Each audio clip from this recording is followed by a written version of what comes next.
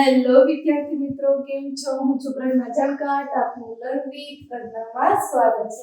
તો વિદ્યાર્થી મિત્રો, આજે આપણે ધોરણ 6 ચેપ્ટર નંબર 12 ગુણોત્તરના પ્રમાણ એમાં સ્વાધ્યાય 12 મિનિટનો પ્રશ્ન નંબર 1 કે નીચે આપેલા સંખ્યાઓ પ્રમાણમાં છે કે નહીં તે નક્કી કરો નો દાખલા નંબર E નો અભ્યાસ કરીએ. 4, 6, 8 અને 12. તો ગુણોત્તર શોધવા માટે મિત્રો તમને ખબર છે, સૌપ્રથમ પ્રથમ બે સંખ્યા લેવાની 4 અને 6 નો ગુણોત્તર, ત્યારબાદ પાછળની બે સંખ્યા 8 અને 12. તો તમને ખબર છે જે પહેલી સંખ્યા આવે છે તે ક્યાં આવે છે? અંશમાં ગુણોત્તર કરતા, અને બીજી સંખ્યા છેદમાં. 4 ના છેદમાં 6.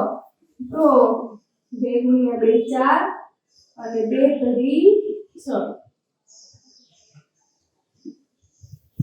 તો 2 ઉડી જાય, વધે કેટલા?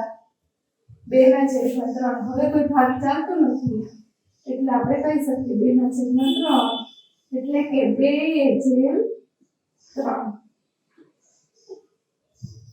ત્યારબાદ 8 અને 12 નો ગુણોત્તર.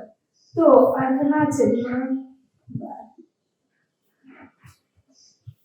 4 દુ 8 અને 4 તરી 12.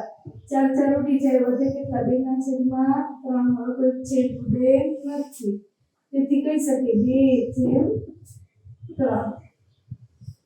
મિત્રો, આપણને અહીંયા જોઈને જ ખબર પડી જાય કે ગુણોત્તર કેવો આવશે? સરખો. તેથી કહી શકીએ કે 2/3 બરાબર 2/3. આથી 4/3 પ્રમાણમાં છે 8/12. આવું કરી શકાય.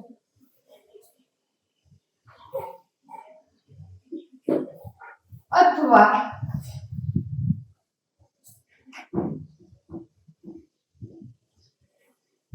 4, 6, 8, 12 પ્રમાણમાં છે.